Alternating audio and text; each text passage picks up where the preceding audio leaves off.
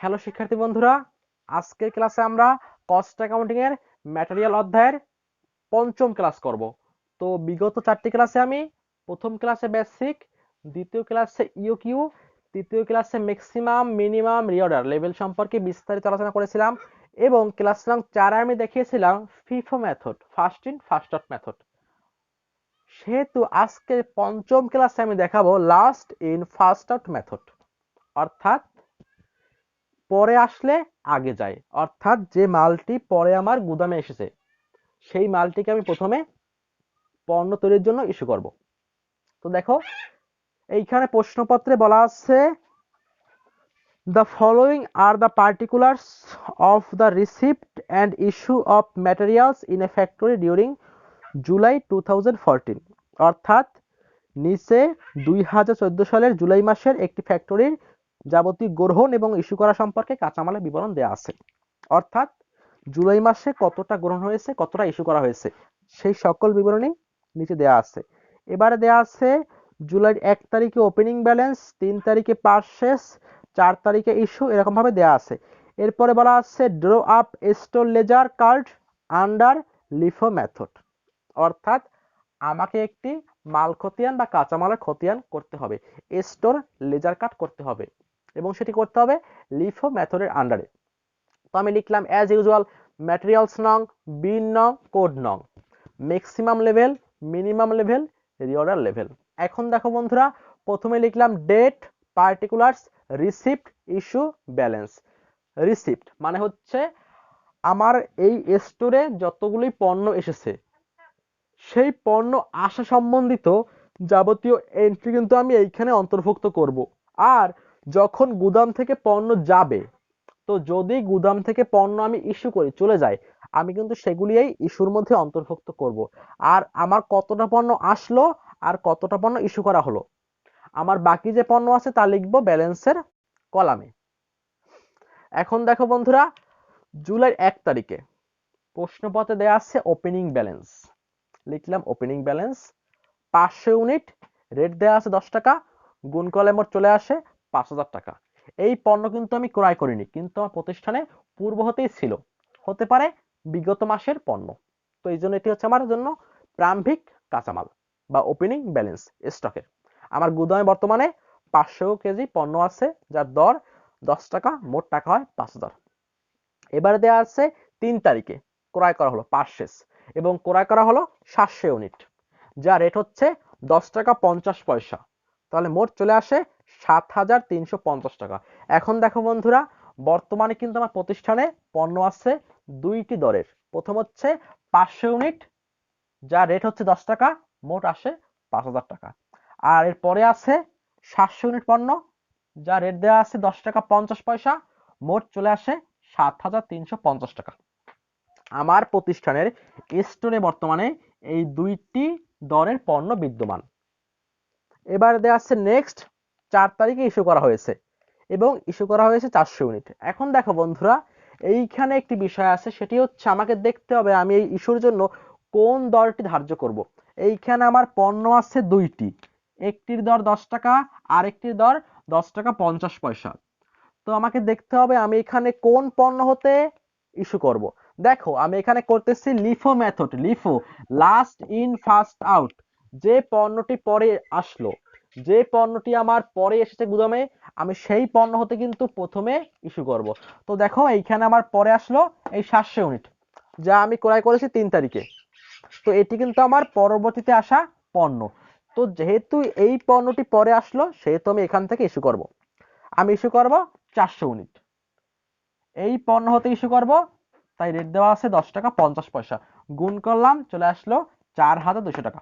এখন দেখো আমার প্রথম পণ্য আছে 500 ইউনিট, দর আছে 10 টাকা, মোট আসে 5000 টাকা। আর পরবর্তী পণ্য আছে 700 ইউনিট, আমি এখান থেকে ইস্যু করলাম 400 ইউনিট, তো বাকি আছে 300 ইউনিট, রেট দেওয়া আছে 10 টাকা 50 পয়সা, গুণ করলাম চলে আসলো 3150 টাকা। এবারে নেক্সট দেওয়া আছে 7 তারিখে পারচেজ, আমি পণ্য ক্রয় করলাম 605 ইউনিট, এর রেট দেওয়া আছে 11 টাকা, গুণ করলে মোট চলে আসে 6655 টাকা। দেখো আমার প্রতিষ্ঠানে পূর্ব হতে পণ্য ছিল দুইটি দরের লিখলাম 500 আর 300, আর নতুন করে যুক্ত হলো 605 ইউনিটস পণ্য, যা রেট দেওয়া আছে 11 টাকা, মোট চলে আসে 6655 টাকা।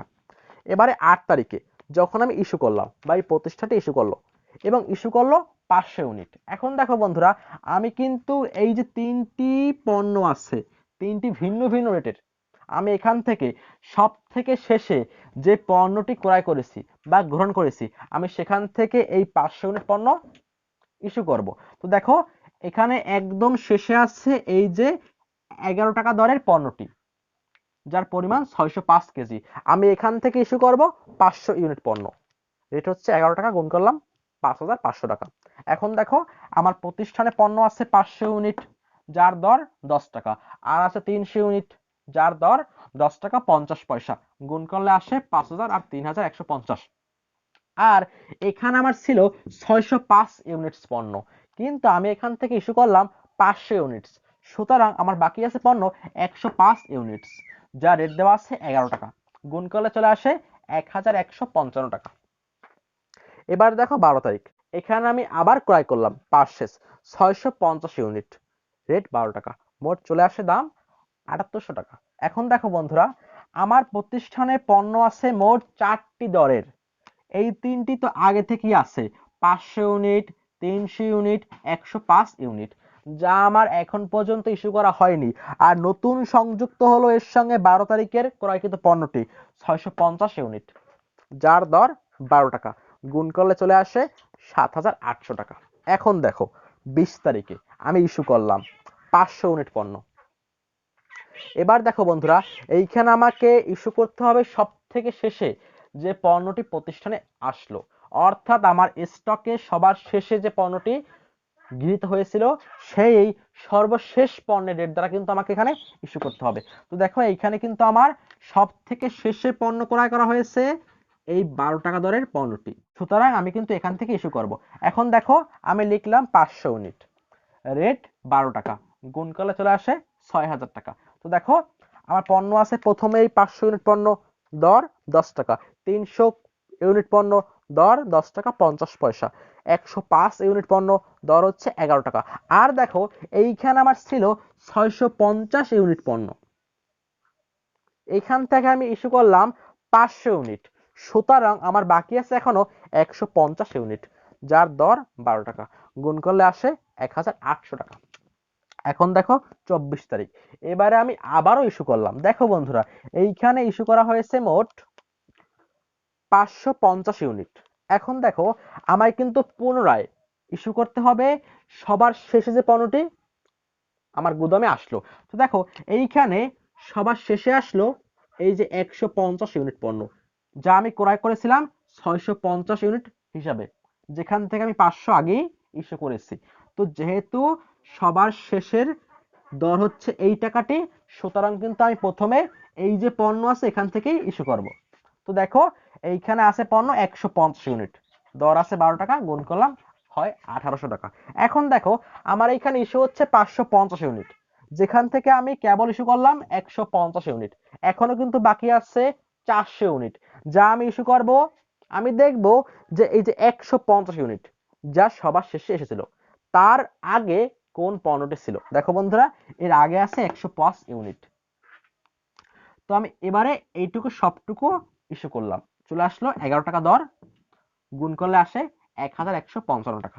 এখন দেখো আমার এইখানে মোট ইস্যু করতে হবে 550 ইউনিট, আমি কেবল ইস্যু করলাম 150 ইউনিট, যা সবার শেষের রেট, তারপরে ইস্যু করলাম তারপরের রেটটি, অর্থাৎ যার দর ছিল 11 টাকা, 105 ইউনিট। এখন দেখো আমার কিন্তু এখনো বাকি আছে 295 ইউনিট, 400 ইউনিট হওয়ার জন্য। এখন এই যে বাকি আছে 295 ইউনিট, এটি কিন্তু আমি ইস্যু করব এই যে 105 ইউনিট, যা আমার ইস্যু করা কমপ্লিট তার পূর্বের পণ্য হতে, অর্থাৎ এখানে যে পণ্য আছে 300 ইউনিট, আমি এখান থেকে ইস্যু করব 295 ইউনিট, রেট দেওয়া আছে 10 টাকা 50 পয়সা, গুণ করলে চলে আসে 3097 টাকা 5 পয়সা।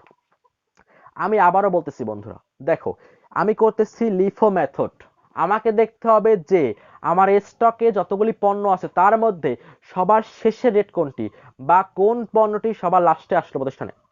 আমার স্টকে সব থেকে শেষে যে পণ্যটি এসেছে আমি সেখান থেকে কিন্তু ইস্যু করব। তো দেখো এইখানে আমার ইস্যু হয়েছে মোট 550 ইউনিট। তো দেখো আমার এইখানে মোট পণ্য আছে 4টি দরের, যার মধ্যে সবার শেষে আসলো এই 150 ইউনিট, আমি ইস্যু করে দিলাম। কিন্তু এখনো কিন্তু আমার মোট ইস্যুর পরিমাণ হয়নি, এখনো বাকি আছে 400 ইউনিট, যা আমি ইস্যু করব এই যে 105 থেকে। আমি সবটা ইস্যু করলাম 105, এখনো কিন্তু আমার এই 550 ফুলফিল হয়নি, এখনো বাকি আছে 295 ইউনিট, যা আমি ইস্যু করব এই যে অবশিষ্ট 300 ইউনিট থেকে। আমি লিখলাম 295 ইউনিট। এখন দেখো বন্ধুরা, যদি আমার আরো পণ্য থাকতো, ধরো আমার এখনো পণ্য বাকি আছে 50 ইউনিট, তবে কিন্তু আমি বাকি পণ্যটা ইস্যু করতাম এই প্রথম 500 ইউনিট পণ্য হতে। এখন দেখো আমার এইখানে প্রথম পণ্যটি সম্পূর্ণ বাকি আছে, যার দর ছিল 10 টাকা। আমি লিখলাম 500 ইউনিট 10 টাকা 5000 টাকা। আর দেখো এখানে ছিল 300 ইউনিট পণ্য, আমি এখান থেকে ইস্যু করলাম 295 ইউনিট, আমার বাকি আছে 5 ইউনিট। রেট দেওয়া আছে 10 টাকা 5 পয়সা, গুণ করলে আসে 52 টাকা 5 পয়সা। এখন দেখো এই যে বাকি আছে 105 150, এই সব কিন্তু আমার ইস্যু করা কমপ্লিট। আমি এখন দেখালাম যোগ করে আমার কতটা পণ্য স্টকে আছে। 500 যোগ 5 505, আর এখানে আসে 5052 টাকা 5 পয়সা। তো দেখো বন্ধুরা, এই হচ্ছে আমার ক্লোজিং স্টকের ইউনিটস, আর এই হচ্ছে ওই পণ্যের দাম। তো দেখো বন্ধুরা, এই হচ্ছে আমার লিফো মেথড। তো দেখো বন্ধুরা, এইখানে আমায় দেখতে হবে যে সবার শেষে কোন পণ্যটি প্রতিষ্ঠানে আসলো। যেই পণ্যটি সবার শেষে আসলো আমি সেইটিকে প্রথমে ইস্যু করব। তারপরে যদি আমার ইস্যুকৃত পণ্য বাকি থাকে তবে আমি পরবর্তী পণ্যে যাব। অর্থাৎ আমি দেখব যে ওই যে শেষের পণ্যটি যা আমি ইস্যু করলাম তার পূর্বে কোন পণ্যটি আসলো।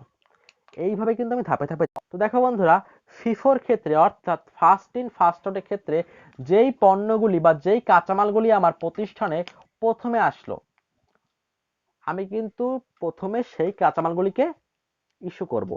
আর লিফোর ক্ষেত্রে যেই কাঁচামালগুলি আমার স্টোরে সবার শেষে আসলো আমি সেটিকে প্রথমে ইস্যু করব, তারপরে আমি ক্রমান্বয়ে অন্যগুলি ইস্যু করব।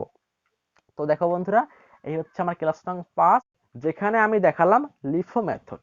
এরপরে চলে আসবে ক্লাস নং 6, যেখানে আমি দেখাবো এভারেজ মেথড, যেখানে কোনটি প্রথম আসলো বা কোনটি শেষে আসলো এটি কোনো বিষয় না, আমাকে গড় বের করতে হবে। আর এই যে গড় বের করার ক্ষেত্রে দুইটি নিয়ম ফলো করা হয়, একটি হচ্ছে সিম্পল এভারেজ, আর একটি হচ্ছে ওয়েটেড এভারেজ। তো আমি ক্লাস নং 6 এবং 7 দেখাবো সিম্পল এভারেজ এবং ওয়েটেড এভারেজ। তো বন্ধুরা, নেক্সট ক্লাস নং 6 দেখার আমন্ত্রণ জানিয়ে সবাইকে গুড বাই।